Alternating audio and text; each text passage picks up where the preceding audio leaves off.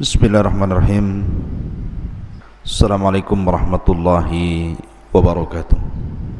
Alhamdulillah wassalatu wassalamu ala Rasulillah wa ala alihi wa sahbihi wa mawalah wa la hawla wa la quwata illa billahi wa ba'du.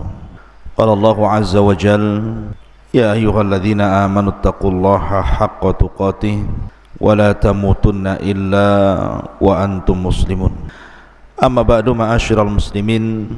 Alhamdulillah, kita akan mengupas rahasia istana iblis di segitiga Bermuda. Ma'asyiral muslimin yang dimuliakan Allah Subhanahu wa taala, ada sebuah hadis yang mengisyaratkan tentang kerajaan iblis. Hadis ini dikeluarkan oleh para ulama hadis, di antaranya Imam Muslim meriwayatkan dari hadis Abdullah ibn Umar radhiyallahu anhuma tentang cerita yang sangat masyhur di zaman Nabi sallallahu alaihi wasallam, yakni cerita tentang Ibnu Sayyad. Jadi Ibnu Umar radhiyallahu anhuma suatu ketika bercerita tentang ayahnya Umar bin Khattab radhiyallahu an, yang berangkat bersama Nabi sallallahu alaihi wasallam hendak mengecek keberadaan Ibnu Sayyad, yang habar sampai kepada Rasul dan para sahabatnya ciri-cirinya persis seperti Dajjal. Maka berangkatlah Umar dan juga Rasul dan sahabat yang lainnya untuk mengintip-ngintip Ibnu Sayyad, sampai-sampai Nabi SAW harus mengintai dari satu pohon ke pohon berikutnya tentang Ibnu Sayyad ini. Sampai akhirnya ketika berhadapan Rasul dan Ibnu Sayyad, anak kecil turunan Yahudi ini, Nabi SAW mengatakan, tashhadu anni Rasulullah, maukah kau bersaksi bahwa aku adalah utusan Allah? Maka Ibnu Sayyad pun memandang kepada Nabi SAW dan mengatakan, ashhadu annaka rasulul ummiyin, aku bersaksi bahwa engkau adalah utusan kepada orang-orang yang buta huruf.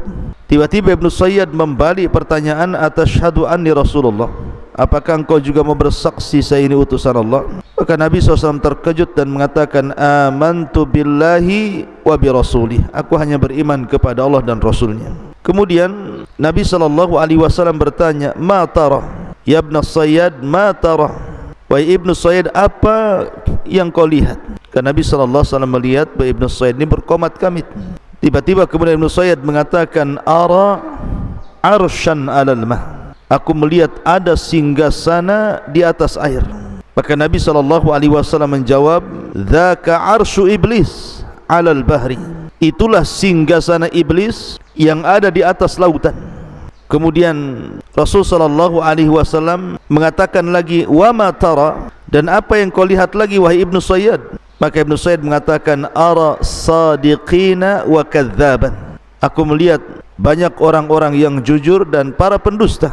Maka Nabi SAW kemudian tidak melayani dan meninggalkannya. Dalam riwayat Nabi SAW ketika itu bertanya soal kalimat yang disimpan di hatinya dan mengatakan, inni khabba'tu laka khab'an, sungguhnya aku menyembunyikan beberapa kalimat dalam hatiku, coba tebak. Maka Ibnu Sayyad mengatakan, duh. Maka Nabi SAW langsung mengatakan, ikhsa falan ta'dua qatrak, kata Rasul, celaka engkau tidak mungkin melalui atau melampaui batas dari takdirmu. Maka Umar bin Khattab radhiyallahu an marah, mencabut pedangnya dan mengatakan, da'ni ya Rasul adrib unuqah, Rasul, serahkan anak ini kepada aku, kupenggal lehernya. Maka Nabi SAW mengatakan, iyakunhu fala tusallat alaihi wa illam yakunhu fala khaira laka fi qatli, kalau memang dia Dajjal wahai Umar, kau tidak akan sanggup membunuhnya. Tapi kalau dia bukan Dajjal, tidak ada kebaikan dalam membunuhnya, tinggalkan dia. Syahidnya dalam riwayat ini adalah di mana Nabi SAW ketika bertanya kepada Ibnu Sayyad, ma tara, apa yang kau lihat dalam terawanganmu wahai Ibnu Sayyad? Maka Ibnu Sayyad mengatakan, sebuah istana di atas air. Maka Nabi SAW mengatakan, tara arsya iblis alal bahri, itu adalah singgasana iblis yang terletak di tengah-tengah lautan. Ma'asyiral muslimin yang dimuliakan Allah Subhanahu wa taala, dari sini kemudian muncul sebuah pendapat dari kalangan mutaakhirin bahwa singgasana iblis itu jangan-jangan berada di segitiga Bermuda. sebuah laut Atlantik yang ma'ruf gitu ya, dan juga benua Amerika dan benua Afrika. Dan segitiga Bermuda ini ceritanya sampai kepada kita, bagaimana kapal banyak yang hilang, pesawat banyak yang jatuh, dan hampir-hampir tidak bisa diteliti bangkai kapal dan pesawatnya, dan para awaknya hampir-hampir tidak ada yang selamat dan semua mati. Ma'asyiral muslimin yang dimuliakan Allah Subhanahu wa taala, sampai-sampai orang menyebut segitiga Bermuda ini laut setan atau laut iblis. Bahkan ada sebuah buku yang berjudul Dajjal akan muncul dari kerajaan jin di segitiga Bermuda yang dikarang oleh Syekh Muhammad Isa Daud dari Mesir, bahwa kawasan Bermuda adalah kawasan jin. Dari situlah akan muncul Dajjal. Jika benar dakwahan buku itu, tentu tidak akan aneh apa yang disabdakan Nabi SAW, bahwa banyak peristiwa dan kejadian yang menakutkan di segitiga Bermuda itu. Tetapi masalahnya buku ini bermasalah karena pengarangnya Muhammad Isa Daud ini terlampau percaya kepada jin muslim ini, yang jelaskan dalam buku beliau ini bahwa Dajjal akan keluar dari situ. Tentu pernyataan ini juga akan menyelisih hadis Nabi SAW bahwa Dajjal itu akan keluar di bumi sebelah timur. Kemudian Nabi SAW menyebutnya Khurasan. Khurasan itu di mana? Di Iran. Artinya hadis Nabi SAW menjelaskan bahwa kemunculan Dajjal itu di Khurasan, bukan di segitiga Bermuda. Tapi Muhammad Isa Daud ketika berdialog dengan jin, kemudian jin ini menjelaskan bahwa Dajjal akan muncul di kerajaan di segitiga Bermuda, tentu akan menyelisih hadis Nabi SAW. Intinya bahwa berkembang opini-opini di masyarakat bahwa jangan-jangan istana iblis itu ada di segitiga Bermuda tadi, karena banyaknya peristiwa-peristiwa aneh dan banyaknya kapal-kapal dan pesawat yang kalau lewat di segitiga Bermuda hampir-hampir tidak selamat dan tersedot masuk ke dalamnya. Ma'asyiral muslimin yang dimuliakan Allah Subhanahu wa taala. Tapi bagaimana menurut pandangan Islam tentang istana iblis ini? Betulkah berada di segitiga Bermuda sebagaimana prasangka sebagian orang? Ma'asyiral muslimin yang dimuliakan Allah Subhanahu wa taala, sebelum saya kupas tentang masalah ini, saya ingin memulai kajian kita ini mengurut dulu dari mengenal siapa iblis, kemudian di mana istananya, kemudian apa yang dilakukannya, apakah dia kemudian mengerahkan anak buahnya dari istana itu untuk berperang melawan Bani Adam, kemudian bagaimana akhir dari kehidupan iblis itu sendiri. Ma'asyiral muslimin yang dimuliakan Allah Subhanahu wa taala, pertama bicara tentang iblis. Iblis ini sebagian para ulama mengatakan ismu Arab, sebuah nama dari nama-nama Arab, ala wazni if'il, mengikuti wazan if'il, di mana mushtaqnya dari kalimat al-iblas. Jadi iblis itu dari al-iblas, maknanya al-ibad minal khairi awil ilyas min rahmatillahi azza wa jal. Al-yas min rahmatillahi azza wa jal. Jadi makna iblis itu artinya makhluk yang menjauh dari kebaikan atau yang putus asa daripada rahmat Allah, maka disebut al-iblas. Dan makhluk yang disebut iblis, walaupun sekali lagi bahwa ada sebagian ulama mengatakan bahwa iblis itu nama ajam. Kemudian kalau kita melihat Al-Quran, maka lafaz iblis dan syaitan itu diletakkan di beberapa ayat dalam Al-Quran. Bahkan lafaz iblis sendiri dalam Al-Quran itu diulang sampai 11 kali, dan semuanya mufrad, tidak ada yang jama'. Beda dengan syaitan, ada yang mufrad tunggal, ada yang jama' gitu ya.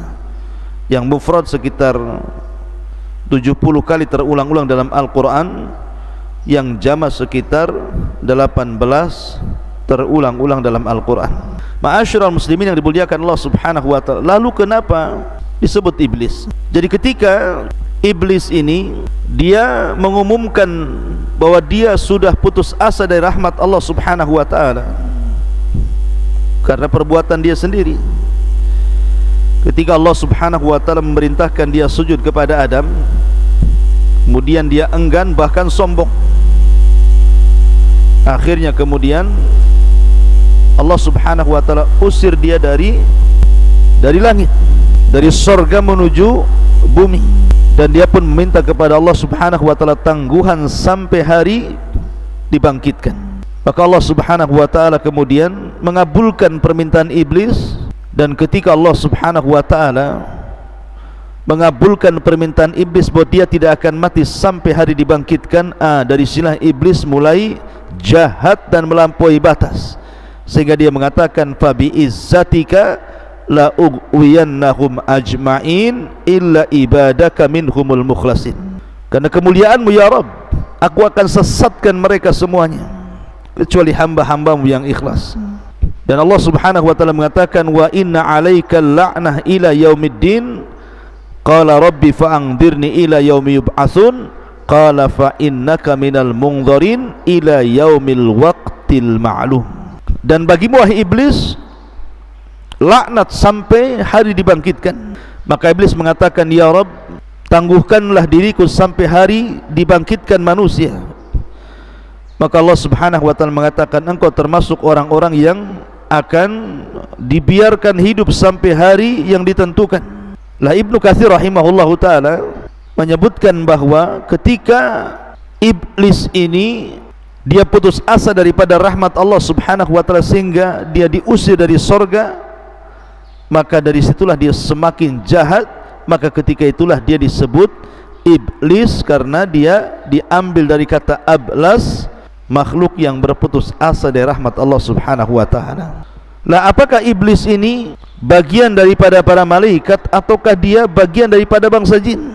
Karena masalahnya ketika Allah subhanahu wa ta'ala berfirman di dalam Al-Quranul Karim tentang perintah Allah subhanahu wa ta'ala kepada Adam kepada para malaikat, wa idh qulna lil malaikati isjudu li Adam fasajadu illa iblis, ketika kami katakan kepada para malaikat sujudlah kalian kepada Adam, maka mereka sujud kecuali iblis.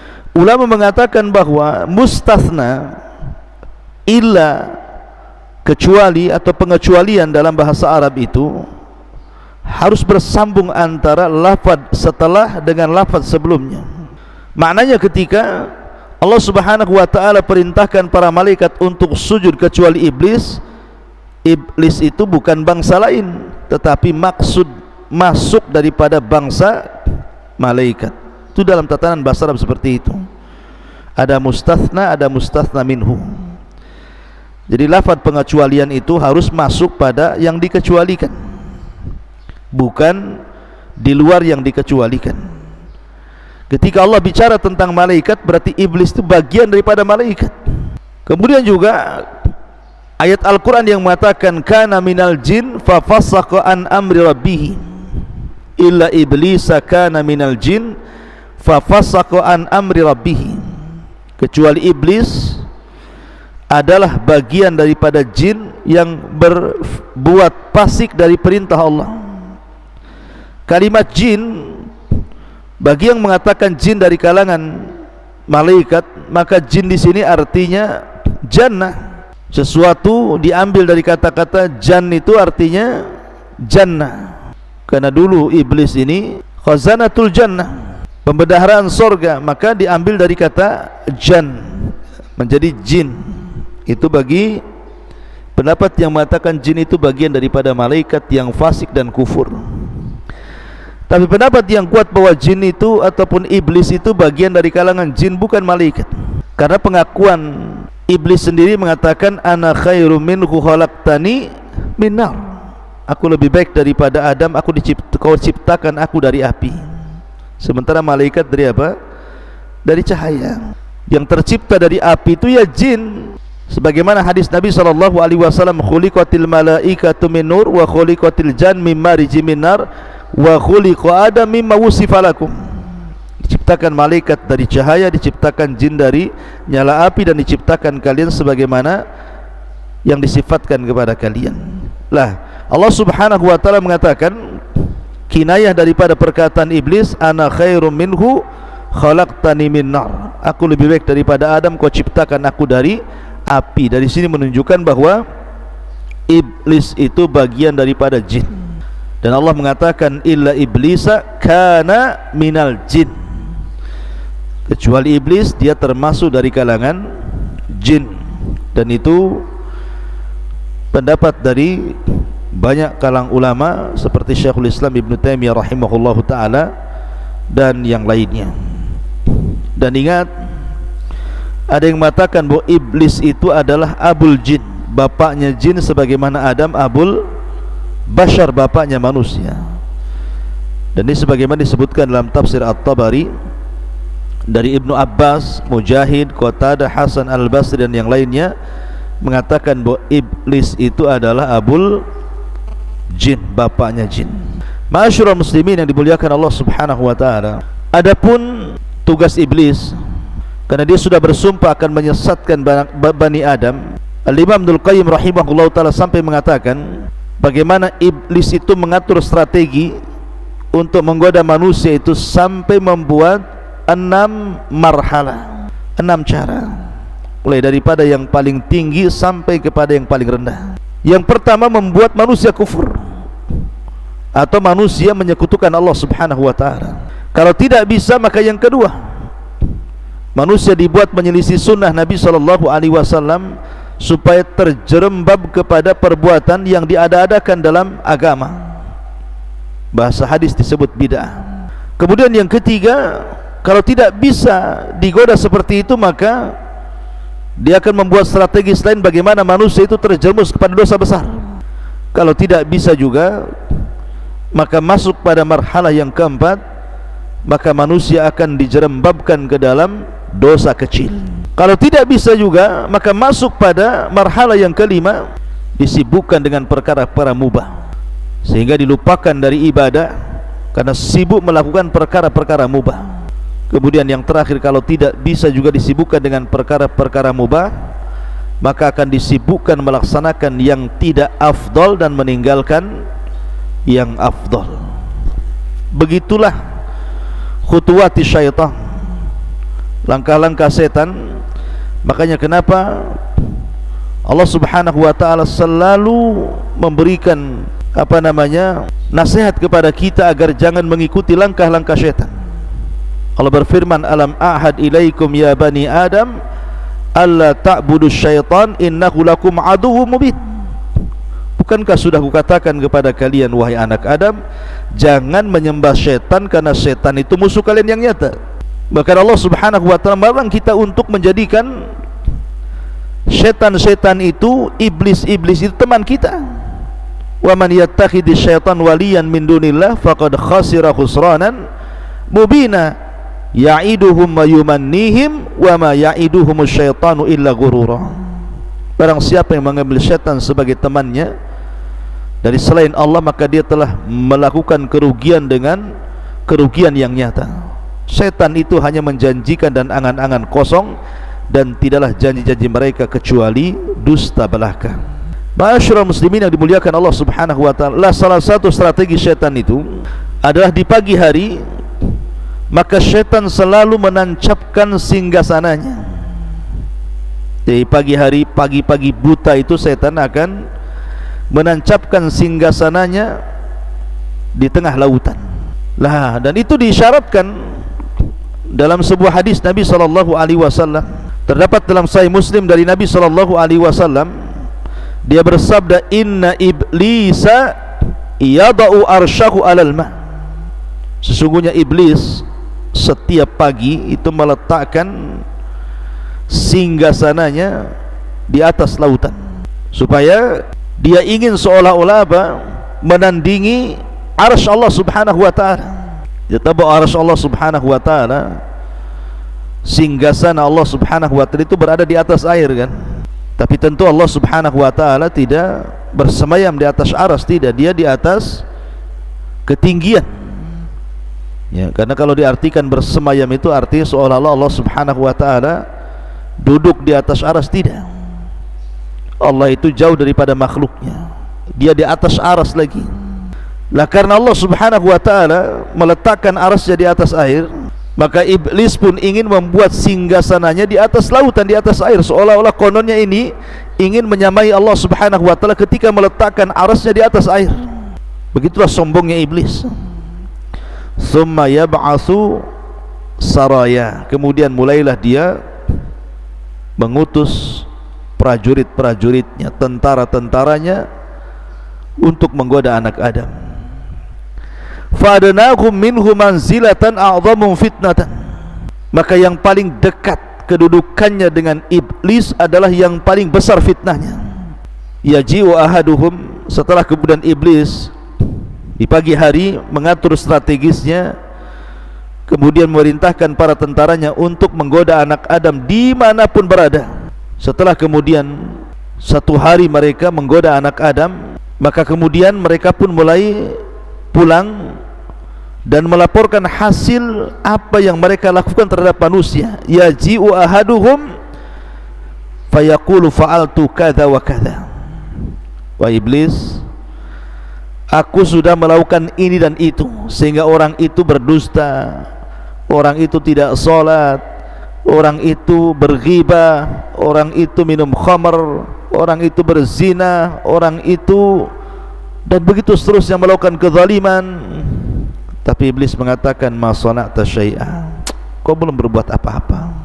Summa yaji'u ahaduhum, kemudian ada lagi pasukan iblis yang lainnya yang datang melaporkan dan mengatakan, ma taraktu hatta farraqtu bainahu wa baina imratihi. Lapor iblis, aku sudah berhasil mencerai-beraikan rumah tangga si fulan dan si alan, sampai sekarang mereka bercerai. Maka iblis langsung tegak berdiri dengan bangganya dan mengatakan, anta, kaulah yang benar, kaulah prajuritku.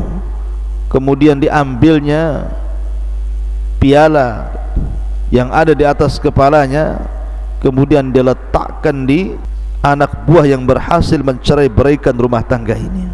Lihat kenapa iblis bangga kalau ada orang bercerai. Karena perceraian itu banyak korbannya. Suami jadi korban, istri jadi korban, anak-anak jadi korban, keluarga jadi korban, semua jadi korban.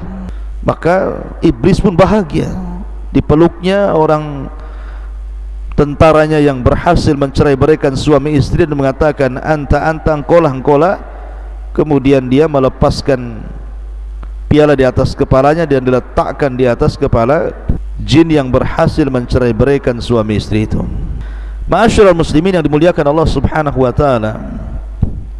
Lah di sini dalam hadis ini Nabi sallallahu alaihi wasallam mengatakan, inna iblisa yadau arsyahu 'alal ma'. Sesungguhnya iblis meletakkan singgasananya di atas air. Lah kalimat di atas air inilah kemudian dalam riwayat Ibnu Sayyad tadi di atas lautan, sehingga memunculkan prediksi ketika kita berbicara tentang segitiga bermuda.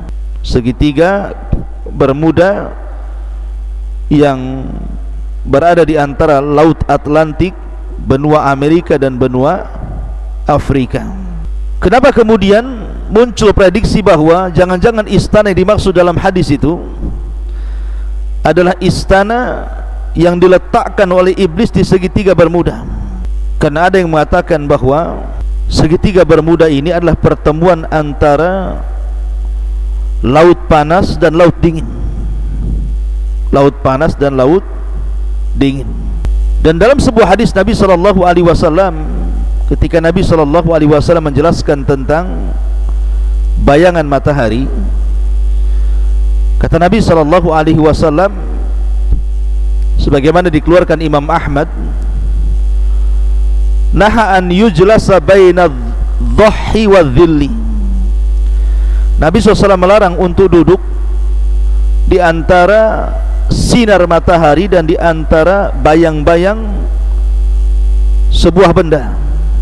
Jadi kalau seandainya ada pohon, kemudian sinar itu matahari menghadap pohon, kemudian di situ ada separuhnya masuk ke bayang-bayang pohon, separuhnya masuk ke cahaya sinar matahari, kemudian seseorang itu tidur di antara bayang-bayang dan juga cahaya matahari, maka Nabi SAW melarang, tidak boleh. Alasannya Nabi SAW mengatakan, karena itu adalah majlisus syaitan, majlisnya syaitan. Ma'asyiral muslimin yang dimuliakan Allah Azza wa Jalla, Lah dari hadis ini kemudian orang mengkiaskan kepada segitiga Bermuda, karena ada arus dingin berasal dari Amerika, sementara arus panas berasal dari Afrika, kemudian berjumpa di segitiga Bermuda itu. Karena itu adalah tempatnya syaitan. Akhirnya kemudian orang memprediksi bahwa di situ jangan-jangan istananya iblis yang dimaksud dalam hadis Nabi SAW ini. Akan tapi ikhwatu fiddin, saya ingin katakan bahwa menentukan tempat dengan langsung mentakyin bahwa di segitiga Bermuda itu adalah istana iblis ini tidak bisa. Iya, memang di situ banyak kecelakaan yang luar biasa gitu ya. Banyak pesawat yang jatuh dari zaman ke zaman, banyak kapal laut yang kemudian tersedot ke dalamnya juga dari zaman ke zaman. Sampai hari ini bahkan para peneliti juga masih kebingungan karena khawatir mereka tersedot ke dalam arus segitiga Bermuda itu. Akan tapi kemudian kalau memponis bahwa di situ adalah istana yang dimaksud dalam hadis Nabi SAW, bisa iya bisa tidak. Masalahnya Nabi SAW tidak mengisyaratkan ke arah situ. Dalam hadis tadi Nabi hanya mengatakan bahwa setan itu meletakkan singgasananya di atas air. Bisa saja berpindah-pindah dari satu laut ke laut berikutnya, sekali-kali di segitiga Bermuda, sekali-kali di tempat lain. Tapi untuk memvonis bahwa hadis ini kemudian adalah diisyaratkan kepada segitiga Bermuda, wallahu alam, maka tidak ada isyarat dalam hadis ini, karena Nabi SAW hanya mengatakan tentang istana iblis itu berada di atas lautan atau berada di atas air. Soal lautan mana, Allahu alam, bisa saja berpindah-pindah, bisa jadi satu tempat tinggal di situ, karena hadis Nabi SAW tidak memerinci seperti itu. Ma'asyiral muslimin yang dimuliakan Allah Subhanahu wa ta'ala. Dan yang lebih ngerinya lagi adalah ketika iblis ini memunculkan singgasananya setiap pagi, kemudian mengutus tentaranya untuk menggoda Bani Adam. Kemudian ketika iblis sudah selesai tugasnya dan mereka pulang melaporkan hasilnya, maka di samping singgasana itu ada ular yang sangat besar, sebagaimana isyarat dalam hadis Ibnu Sayyad yang dikeluarkan oleh Musnad Imam Ahmad, bahwa Ibnu Sayyad mengatakan, ara arsyan alal bahri haulahul hayyat, aku melihat singgasana di atas lautan dan di sekitarnya banyak ular. Ada ular. Kenapa kemudian ular? Kita teringat dengan kisah ketika Adam di sorga. Ada kisah Israiliyat. Ketika iblis sudah dikeluarkan dari sorga, kemudian Adam dimasukkan ke sorga. Iblis kan tidak bisa masuk ke sorga. Akhirnya kemudian dia bekerja sama dengan ular yang keluar masuk ke dalam sorga, dan berhasil dia masuk, dan berhasil pula dia memberikan was-was kepada Adam. Akhirnya Adam dan Hawa makan buah larangan dan terusir pula dari sorga. Lah karena ular ini sudah berjasa memasukkan iblis ke dalam sorga hingga mampu menggoda Adam, makanya sangat dimuliakan ular ini. Jadi setiap kemudian tentaranya datang membawa laporan, maka ular itu ada di sekitar situ dan dimuliakan sama iblis. Makanya Ibnu Sayyad mengatakan, ara arsyan alal bahri haulahul hayyat, aku melihat sebuah singgasana di atas lautan dan dikelilingi dengan ular. Maka Nabi SAW mengatakan, sadaq dzalik, dzalika arsyu iblis. Ya benar, dia benar, tetapi itulah istana iblis. Tapi sebagian para ulama mengatakan bahwa tambahan haulahu hayat dalam hadis yang dikeluarkan dalam Musnad Imam Ahmad ini adalah tidak sabit.